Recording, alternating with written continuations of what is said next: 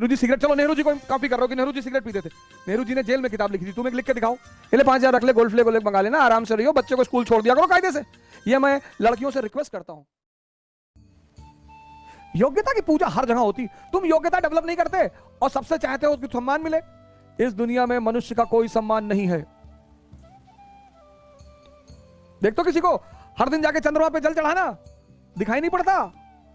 भैया हमको समझ में नहीं आ रही जिंदगी क्या है। बदतमीज, तू एक बार सिर्फ सूरज और चांद को देख ले, तुझे समझ में आ जाएगी जिंदगी क्या है। यहां जिसके पास ताकत है, जो ऊर्जा देता है, जो जीवन देता है, लोग उसकी पूजा करते हैं। सूर्य, वही सूर्य सऊदी अरब में नुकसान पहुंचाता है तो वो नहीं करते। डेजर्ट है ना, मरुस्थल है ना, कौन सी किताब पढ़ोगे। तुलसी को भगवान मान लिया, है ही भगवान। कैंसर जैसे रोग को खत्म कर देती है, इतना छोटा सा पौधा, भगवान। यूटिलिटी। और कैक्टस घर में हल्का सा निकला, उखाड़ के फेंक दिए। अब तुम्हें डिसाइड करना है, जितने गुण तुम्हारे अंदर होंगे और उस गुण से समाज को फायदा होगा, उतनी तुम्हारी समाज में स्थान होगा। अब तुम डिसाइड करोगे कि तुलसी बनोगे या कैक्टस।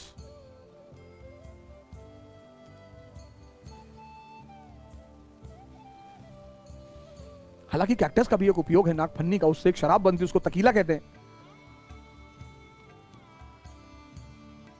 सुबह बहुत सारे लोग देखो सो रहे होगे, अभी आंख खुली होगी। अगर तुम्हारा उद्देश्य तुम्हारे अंदर उत्तेजना नहीं पैदा करता तो तुम खत्म। सत्ता का नशा करो, सत्ता का, शराब, सिगरेट, गुटखा सब छोड़ दो। इसलिए नहीं कि ये नुकसान पहुंचाते हैं, इसलिए क्योंकि ये घटिया नशे हैं। नशा करो ना क्वालिटी वाला, ताकत का नशा, सत्ता का नशा। कि पढ़े नहीं बेचैन हो गए, आंसर राइटिंग नहीं की बेचैन हो गए। मैं नशा करने के लिए मना नहीं कर रहा हूं, घटिया नशे मत करो, सिगरेट मत पियो, तंबाकू मत खाओ। कौन कहता है तंबाकू खाने से जो है ध्यान लगता है? तो रिक्शा वाला तंबाकू खा के ध्यान लगा ले। कौन कहता है सिगरेट पीने से आदमी कॉन्शियस होता है? कलाम साहब तो नहीं पीते थे।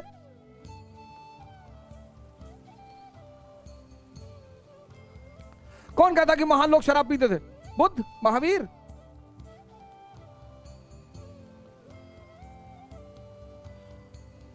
जब तुम्हारे मन को तुम्हें बेवकूफ बनाना होता है तो ऐसे ही विचार फेंकता है तुम्हारे मन में कि अरे नेहरू जी सिगरेट पीते, देखे हो खड़े होके।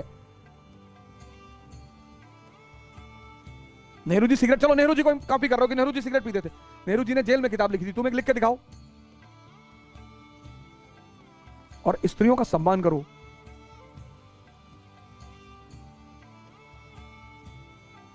स्त्रियों का खूब सम्मान करो।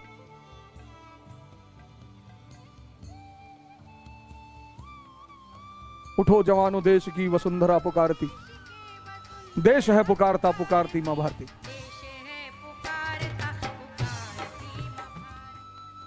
हमारे यहाँ रक्षाबंधन का पर्व आ रहा है ना, विदेशी आक्रमण बहुत होते थे, बहुत। शक, कुषाण, हूण, तुर्क, मंगोल और ये जितने बाहरी आते थे ये स्त्रियों पर टारगेट करते थे। तो इस देश की सबसे बड़ी परंपरा है रक्षाबंधन की परंपरा। मुसलमान भी मनाते थे, उनकी स्त्रियों को नहीं ले जाते थे, ले जाते थे। तो औरत अपने घर के जो पुरुष सदस्य हैं, स्पेशली भाई, उनको बांधती थी कि हमारी रक्षा करना। जिंदगी में छोटी छोटी चीजों के लिए किसी से क्या पूछना।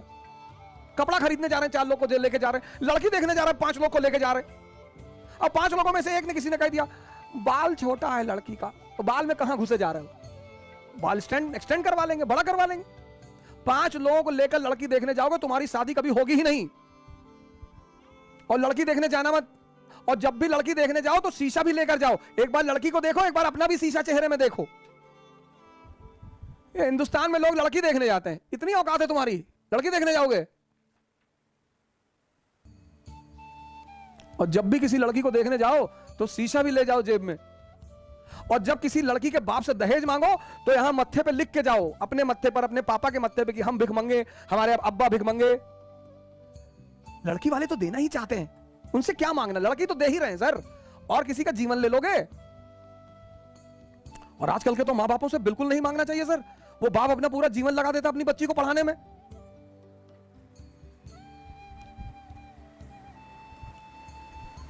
और लड़कियों से मैं कहूंगा कि अगर तुम दहेज प्रथा को खत्म करना चाहती हो तो जमकर पढ़ो, सिलेक्शन लो, तुम दहेज लो,